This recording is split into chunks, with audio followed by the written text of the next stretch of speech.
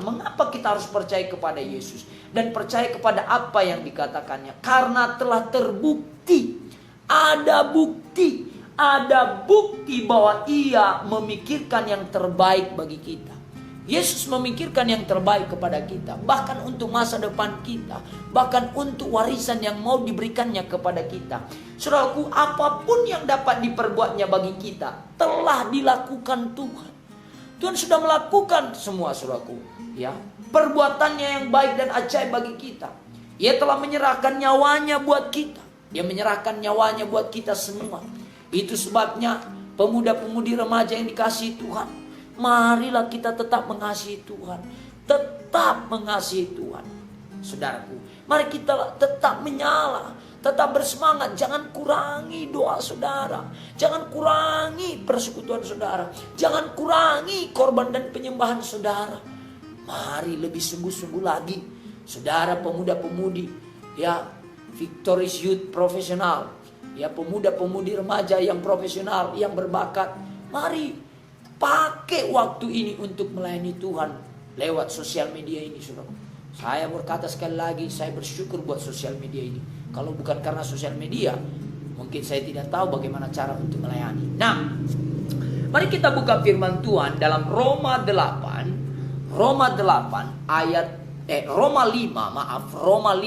ayat 8 sampai dengan ayatnya yang ke-10. Roma 5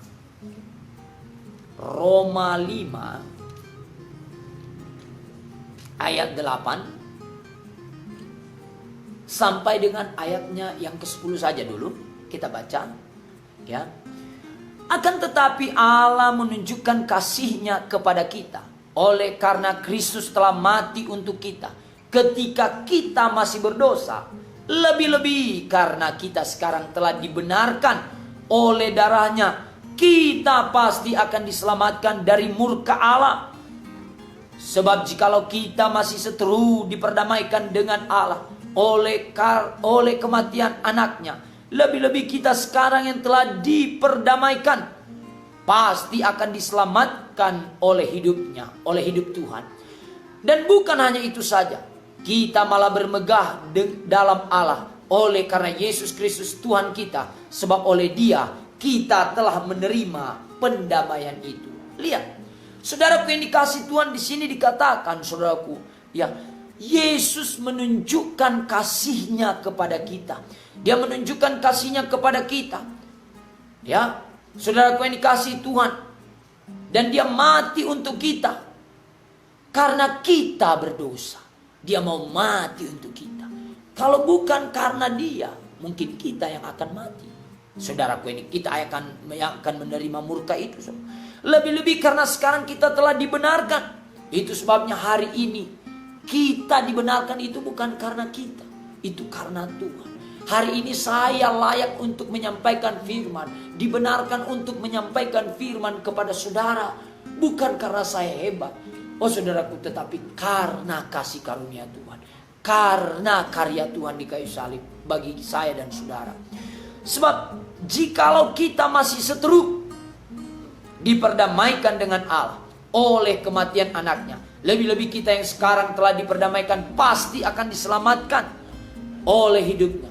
Saudaraku, kalau kita sudah berdamai dengan Tuhan, kita sudah berdamai. Alkitab berkata dalam Yesaya 59 ayat 1 dan 2. Bukan kurang panjang tangan Tuhan untuk menolong kita, bukan kurang tajam pendengarannya untuk mendengarkan doa dan permohonan kita. Tapi yang menjadi pemisah antara kita dengan Tuhan adalah dosa-dosa kita. Yang membuat kita tidak bisa menerima berkat dan bersekutu intim dekat dengan Tuhan adalah dosa. Kita menjadi seteru Allah karena dosa. Tapi karena karya Tuhan di kayu salib, karena darah Yesus. Itu sebabnya saya sering berkata, setiap saya melihat salib, saya ingat selalu di kayu salib ada semua dosa-dosa saya. Di kayu salib semua dosa-dosa saya sudah dipakukan di kayu salib. Semua kemalangan, semua kegagalan saya, semua ikatan saya sudah dipakukan di kayu salib. Dan saya sudah dibenarkan oleh darah Kristus Yesus. Nah, saudaraku yang dikasihi Tuhan, ayat 32 kita lompat saja ayat 32. Saudaraku yang dikasihi Tuhan, nanti saudara baca di rumah Roma 8 ayat 32. Kita baca. Ya, ayat yang ke-32. Ia yang tidak menyayangkan anaknya sendiri, tetapi menyerahkannya bagi kita semua. Bagaimanakah mungkin ia tidak mengaruniakan segala sesuatu kepada kita bersama-sama dengan dia? Kalau Yesus saja mau mati bagi kita, kenapa Tuhan tidak mau? Apakah Tuhan tidak bisa memberkati kita? Bisa. Kalau dia pun bisa memberikan nyawanya, saya mau katakan berkat pun bisa diberikannya kepada kita. Masa depan yang penuh harapan bisa diberikannya kepada kita. Kalau maut pun bisa dilalukannya dalam kehidupan kita. Kalau maut itu bisa dilalukannya dalam kehidupan umat manusia, saya percaya virus corona ini pun bisa dilalukan Tuhan dari Indonesia. Saudaraku yang dikasihi Tuhan. Nah, itu sebabnya mari kita dekat dengan Tuhan. Mari kita percaya dekat dengan Tuhan. Mari kita mengundang Tuhan dalam kehidupan kita. Saudaraku, lewat memuji dan menyembah Tuhan. Nah, kita tentulah dapat mempercayai seseorang yang telah rela mati bagi kita. Saudaraku, kalau dia udah mau mati bagi kita, nggak mungkinlah kita nggak percaya. Saudaraku yang dikasihi Tuhan, ya. Dan ia telah membuktikan tanpa dapat diragukan. Tidak ada yang diragukan lagi betapa besar kasihnya kepada saya dan saudara, anak-anak Tuhan, pemuda-pemudi remaja. Semua janjinya pasti digenapinya dalam hidup kita. Pasti digenapi Tuhan janjinya.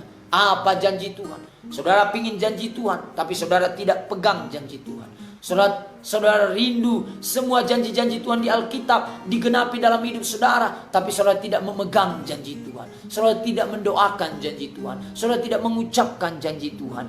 Nah, saudara yang dikasihi Tuhan, dan semua yang telah kita terima, kegenapannya biarlah mengingatkan kita selalu bahwa apa yang dikatakannya tentang masa depan kita, apa yang dikatakannya tentang kehidupan kita, pastilah akan terjadi. Harus kita percaya, harus kita berpegang dan percaya kepada Tuhan.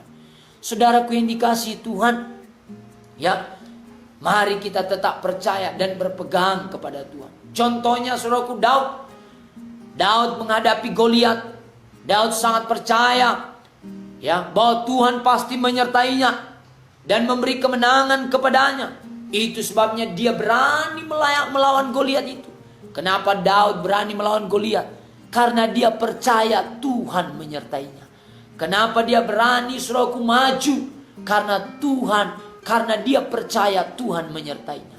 Banyak orang saudaraku tidak berani maju, tidak berani berkarya, tidak berani saudaraku berkorban, tidak berani melayani, tidak berani saudaraku berkarya. Saudaraku, kenapa? Karena dia pun tidak yakin kalau Tuhan ada dalam hidupnya.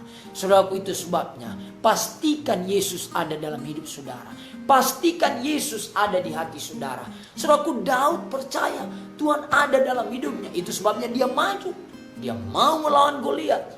Kalau saudara percaya Tuhan ada dalam hidup saudara, mari kita melawan virus corona ini. Lawan dia. Saudaraku, bukan hanya dengan mencuci tangan, dengan memakai masker. Saudaraku, bukan hanya saudaraku yang dikasihi Tuhan, ya, menghindari kerumunan yang banyak. Tetapi kita melawan dia dalam roh, dalam alam roh. Ini adalah satu saudaraku pekerjaan setan. Setan bisa menunggangi ini semua saudaraku, keadaan ini, sehingga membuat anak-anak Tuhan menjadi takut untuk maju, takut untuk berkarya. Saudaraku, mari maju. Mari maju. Minta hikmat kepada Tuhan. Kita harus maju. Kita harus maju. Kita harus berkarya, saudaraku. Maju. Bertambah maju di dalam Tuhan. Nah, lalu yang maju menghadapi Goliat dalam nama Tuhan Yesus yang hidup. Dan ternyata kemudian Daud menang terhadap Goliat. Kenapa dia menang? Karena dia percaya Yesus ada dalam hidupnya. Dia percaya ada Tuhan dan dia mau maju. Kalau saudara berkata, Pak, saya percaya Tuhan ada dalam hidup saya. Tapi kalau saudara tidak maju, kalau saudara tidak berkarya, kalau saudara tidak berbuat apa-apa, kalau saudara tidak anak kacau, kalau saudara tidak bertindak, maka saudaraku, kalau hanya sekedar percaya, tidak ada artinya saudaraku. Tidak cukup kita hanya percaya, tapi kita juga harus bergerak, kita harus bertindak, kita harus menyatakan dan membuktikan bahwasanya Tuhan ada dalam hidup kita. Saya mau tanya kepada saudara, apa buktinya Tuhan ada dalam hidup saudara? Apa bukti Yesus ada dalam hidup saudara? Ayo tunjukkan. Tunjukkan kepada dunia, tunjukkan kepada saudaraku Tuhan, tunjukkan kepada sesama saudara.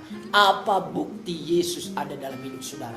Apa bukti saudara memiliki persekutuan yang intim dekat dengan Tuhan? Sering sekali kita, saya memiliki hubungan yang intim dekat dengan Tuhan, tetapi hari-hari kehidupan kita tidak menjadi berkat.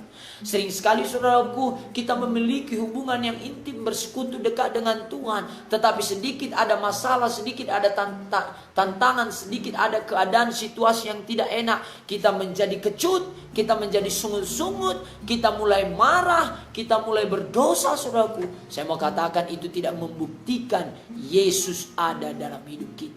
Kalau kita membuktikan Yesus ada dalam hidup kita, saudaraku, kita akan menunjukkan buah-buah Roh Kudus, buah-buah pertobatan, sehingga orang yang ada di sekeliling kita pasti diberkati. Jadilah berkat, saudaraku. Menjadi berkat bagi sekeliling kita. Saudaraku, kalau orang lain takut, kita jangan ikut takut. Kalau orang lain penuh dengan, saudaraku, yang dikasih Tuhan, ya, penuh dengan kebimbangan, kekhawatiran, saudaraku, saya mau katakan kita anak-anak Tuhan, jangan takut, jangan khawatir. Tuhan ada bersama dengan kita. Katakan amin. Tuhan pasti menyertai kita dan memberkati kita semua dan menggenapi janjinya dalam kehidupan kita. Saudaraku yang dikasihi Tuhan, Daud sangat percaya. Saudaraku, kalau saudara melihat Goliat itu besar, suaranya itu ngeri, saudara. Ya, semua ternyata ya membuktikan Goliat itu menakutkan semua bangsa Israel, semua tentara Israel yang sudah dilatih untuk berperang, sudah dilatih untuk masuk ke medan pertempuran. Semua mereka takut melihat Goliat yang besar, raksasa yang besar. Takut. Itu membuktikan Goliat itu seram. Ada ketakutan. Saudaraku, mungkin sekarang bukan Goliat yang berbadan besar. Mungkin sekarang virus corona yang membuat saudara takut. Takut akan masa depan. Takut keluar. Takut berkarya. Takut bekerja. Takut. Sekarang ada Goliat yang modern, yaitu virus corona, COVID-19. Itu Goliat zaman sekarang yang membuat banyak orang takut, yang membuat banyak orang khawatir, yang membuat orang supaya tidak maju, saudara. Ya, yang membuat jiwa orang tertekan, saudara. Itulah Goliat zaman sekarang. Tetapi kalau Daud saja berani maju melawan Goliat dan dia menang, saya percaya kalau Tuhan pun ada dalam saudara dan saudara percaya kepada Tuhan, maka saudara pun berani maju di dalam Tuhan. Mungkin saudara berkata kepada saya mau maju Pak, saya mau maju Pak. Apa buktinya kita maju? Membuktikan kita maju di dalam Tuhan, kita pasti ikut ibadah. Ikuti ibadah siaran langsung dari Gereja Kemenangan Indonesia cabang Merek Raya Pematang Raya. Ikuti siaran langsung. Bagi saudara yang ibadah di rumah-rumah, beribadahlah dengan sungguh-sungguh. Saudaraku, menyembah Tuhan, beri persembahan kepada Tuhan. Ya, kirimkan ke gereja. Bagi saudara yang tidak mau datang, kirimkan lewat rekening, saudara. Jangan katakan, Bapak Pendeta ini ngomong persembahan karena dia butuh uang. Saudaraku yang dikasihi Tuhan, Tuhan pasti pelihara hamba Tuhan. Nah, itu sebabnya sekarang kita, saudaraku, apa bukti kita benar-benar, saudaraku? Yakin kalau Tuhan ada dalam kita. Kalau kita masih hidup dalam ketakutan, hidup dalam kekhawatiran, itu tidak membuktikan Tuhan ada dalam hidup kita. Yang membuktikan Daud ada Tuhan dalam hidupnya, yang membuktikan dia bisa dan dia yakin mengalahkan Goliat. Apa katanya kepada Saul? Katanya kepada saudaraku yang dikasihi Tuhan, kepada Saul apa katanya? Jangan khawatir tentang hambamu ini. Hambamu ini pernah mengalahkan binatang-binatang buas. Saudaraku, Daud sangat percaya kalau yang lalu Tuhan bisa menolong, yang sekarang dan yang akan datang Tuhan pasti menolong. Kalau hari-hari yang lalu Tuhan sudah menolong saudara, Berapa lama saudara sudah lahir baru?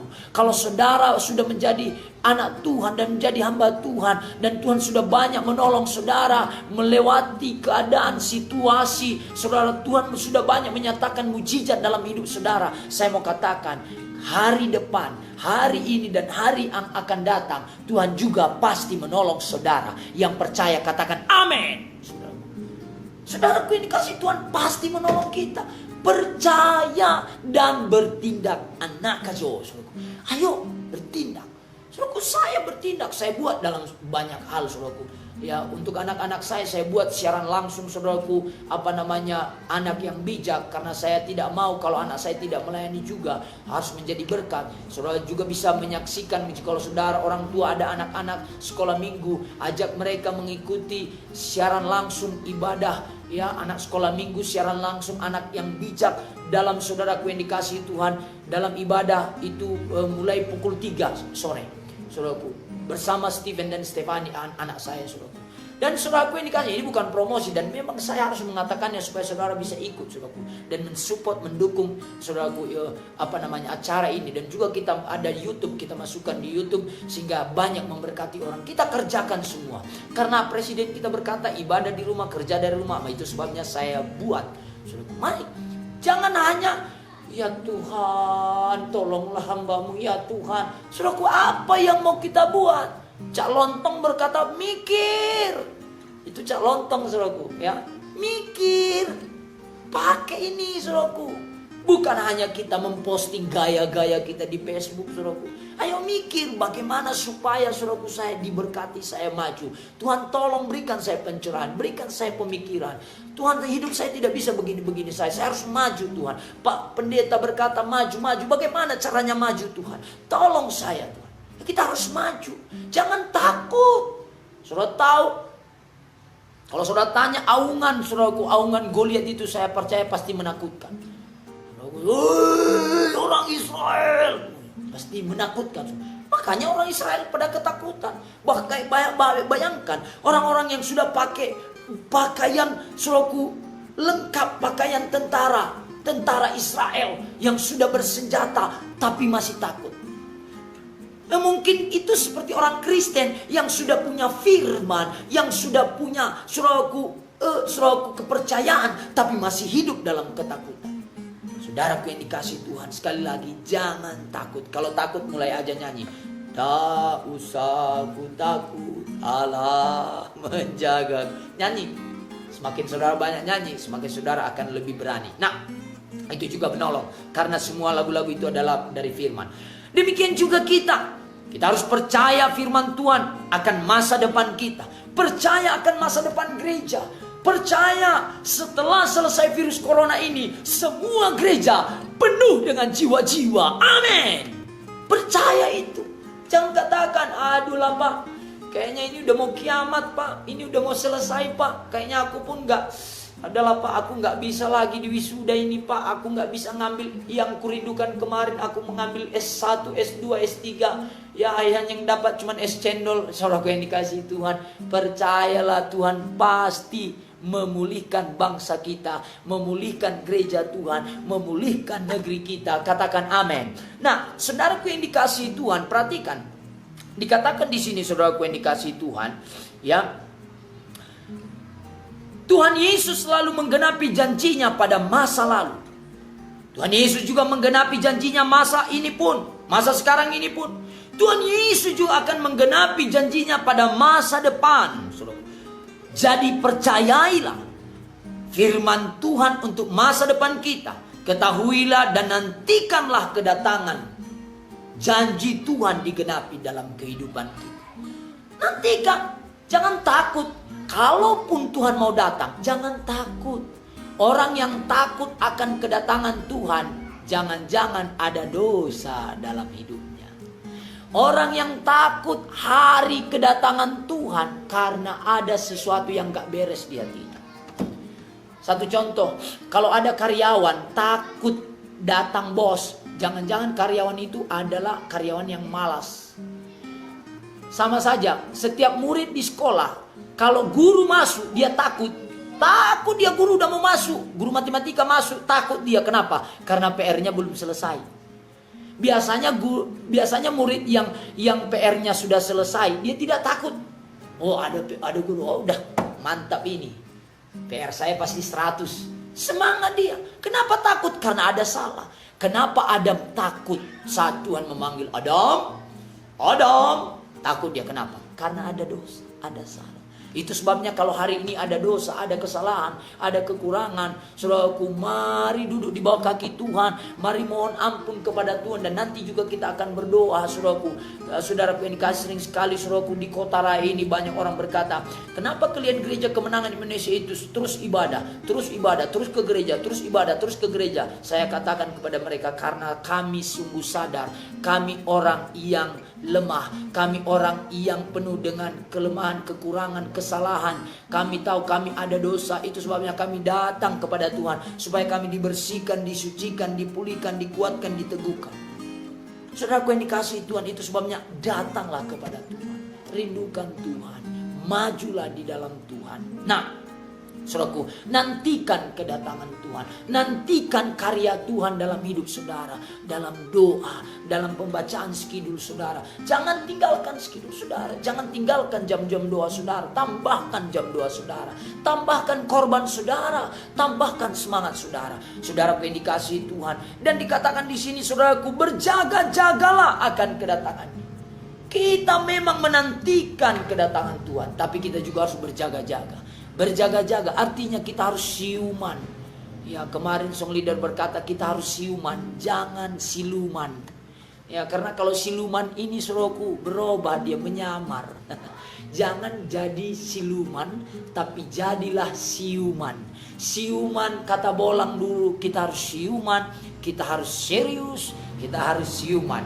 Nah, tetap berjaga-jaga. Bagaimana cara kita berjaga-jaga? Dengan berdoa, dengan membaca firman, dengan beribadah, dengan saudaraku yang dikasih Tuhan belajar, dengan berkorban kepada Tuhan, dengan memuji dan menyembah Tuhan, dengan berkorban untuk rumah Tuhan, dengan saudaraku mengerjakan kehendak Tuhan seturut firman Tuhan. Nah, bekerjalah terus. Tuhan mau kita bekerja terus untuk menunggu kedatangan Tuhan. Biarlah kita didapati Tuhan saat kita sedang bekerja. Jangan sampai pemimpin kita mendapati kita lagi tidur. Saat kita mau, katakan lalu saudara kerja di satu perusahaan, lalu saudaraku dipercayakan untuk mengerjakan sesuatu. Lalu saudaraku bos berkata, kerjakan ini, nanti saya datang. Iya bos, beres bos. Lalu karena bos sudah pergi, saudara main Facebookan dan saudara ketiduran. Lalu bos datang, dilihatnya saudara sedang tertidur. Maka saya percaya ada dua gendangnya. Saudara akan dipecat atau saudara akan, saudaraku, diberikan SP1, SP2, SP3. Dan mungkin saudara diskon. Nah itu saudara, itu sebabnya mari kita bekerja. Bekerja mulai dari rumah. Buka internet, buka Google, saudaraku. Cari pekerjaan lewat Google. Banyak sekali pekerjaan lewat Google, saudaraku, yang menghasilkan uang. Mulai bekerja, mulai, saudaraku, melayani Tuhan. Layani Tuhan. Saudaraku yang dikasihi Tuhan, saya katakan tadi kepada beberapa pelayan, bersyukurlah dalam segala hal. Bersyukurlah walaupun ada corona ini. Kita bersyukur. Kenapa? Karena gereja GKI sudah berganda, sudah terbuka cabang-cabang GKI lagi. Saudaraku, kenapa? Karena di setiap rumah-rumah terbuka kebaktian minggu.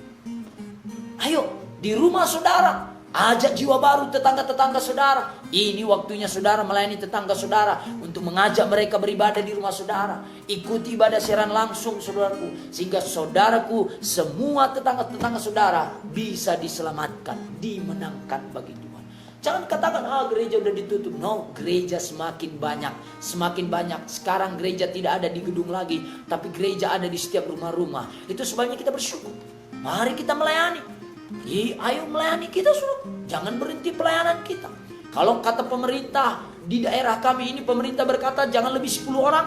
Ayo tetap ibadah, jaga, jangan lebih 10 orang. Tetap menginjil, bawa jiwa baru.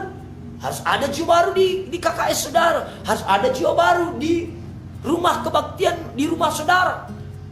Ayo, Mungkin saudara tidak bisa mengunjungi mereka, tapi saudara bisa pakai Facebook saudara. Saudara bisa pakai handphone saudara. Saudara bisa messenger mereka, gratis mengisi messenger. Datang kau ibadah ya di rumah kami besok hari Minggu jam 10. Kita akan ikuti ibadah, ada ibadah siaran langsung di rumah kami. Datang kau ya.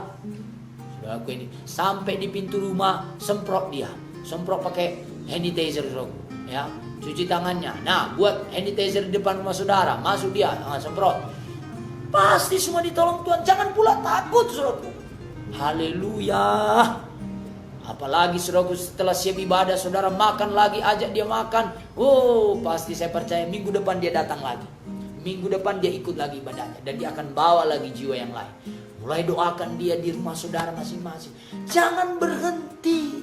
Lalu saudaranya ibadah di kamar saudara. Saudara hanya tinggal di rumah saudara. Saudara ibadah di kos saudara sendiri. Saudara tutup kamar saudara sendiri, ibadah sendiri kayak. Oh saudaraku, no.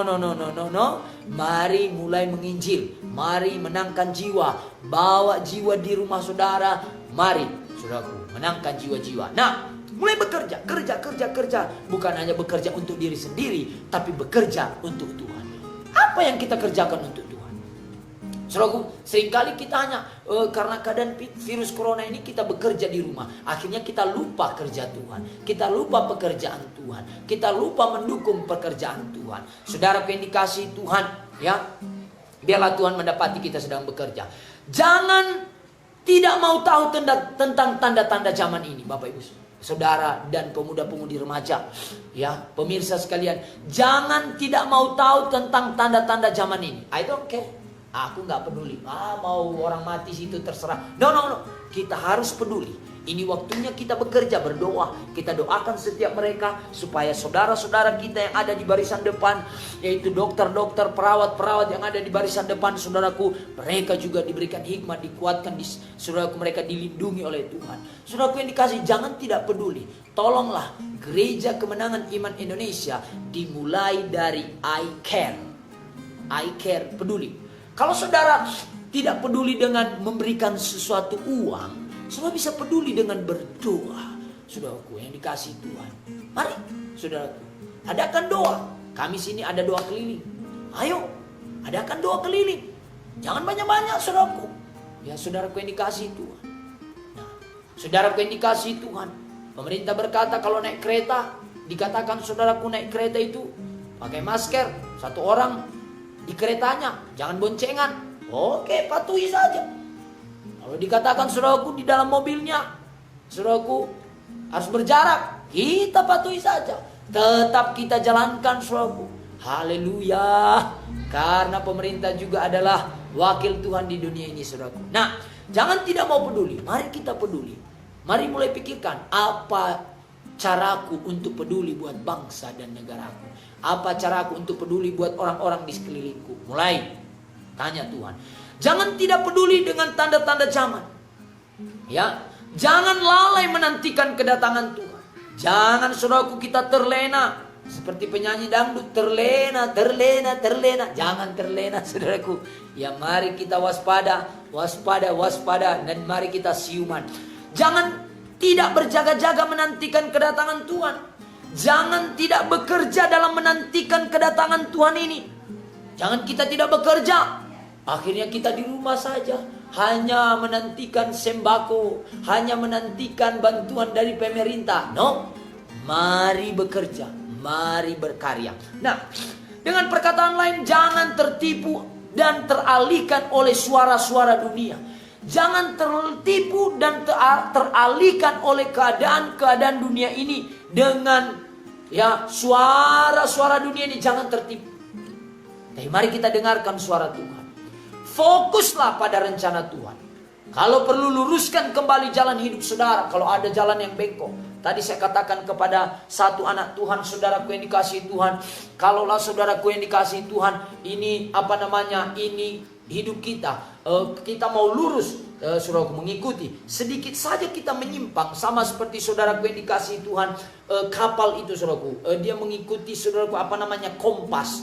kompas, lalu sebelum mereka berangkat dilihat kompas, lalu ditarik garis bujur, saudaraku, ya, ditarik garis untuk mengikuti arah perjalanan mereka. Tetapi sedikit saja kapal itu dihempaskan angin, sedikit saja kapal itu mengikuti arus, maka sedikit saja menyimpang kepalanya kapal itu, fokusnya kapal itu, maka kapal itu akan sampai di tempat yang salah. Itu sebabnya jangan sampai sedikit pun kita menyimpang, saudara. Makanya sering sekali saya katakan jangan berikan kesempatan kepada setan. Saudaraku, saudara tahu keadaan situasi virus corona ini adalah salah satu cara setan dengan tipu muslihat. Dia menipu banyak anak-anak Tuhan. Saudaraku, sedikit menyimpang, ibadah di rumah sambil minum kopi, belum mandi, saudaraku, lalu ibadah, masih ada bilo-bilonya, saudaraku.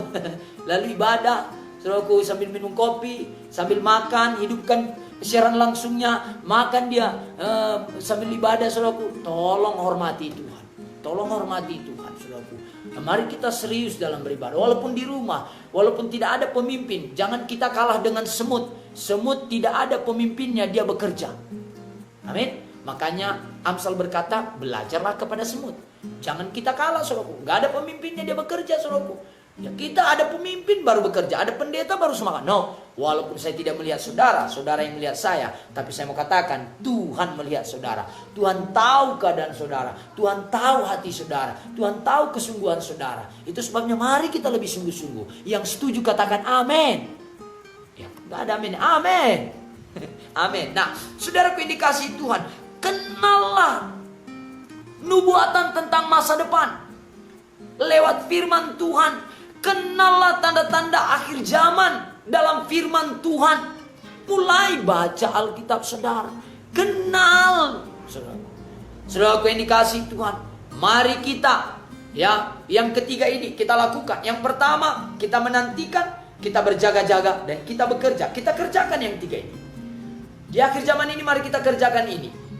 Menantikan Tuhan, berjaga-jaga, dan bekerja. Ayo kita kerjakan ini. Sambil kita menantikan Tuhan, sambil kita berjaga-jaga, dan kita juga tetap bekerja. Ayo bekerja. Ayo sungguh-sungguh, saudara. Saudaraku, indikasi Tuhan. Saya mau katakan kepada saudara, jangan beri kesempatan kepada setan. Alkitab berkata, jangan beri kesempatan kepada setan karena hari-hari ini adalah jahat. Hari-hari ini jahat. Banyak kejahatan di hari-hari ini, saudara. Itu sebabnya jangan beri kesempatan. Sedikit pun jangan beri kesempatan. Saudaraku, biarlah kita seperti Mike Tyson. Ya, saudara, kita Mike Tyson, saudaraku, bagaimana dia dulu, saudaraku, main tinju. Kalau dia mukul lawannya itu, dia tidak pernah beri kesempatan. Bas. Jangan beri kesempatan sedikit, saudaraku. Haleluya. Haleluya. Jangan berikan kesempatan kepada setan. Mari, saudaraku, isi semua hari-hari kita dengan kebaikan Tuhan. Mari kita pakai hari-hari kita untuk mempermuliakan Tuhan. Pakai sebaik-baiknya untuk memuliakan Tuhan.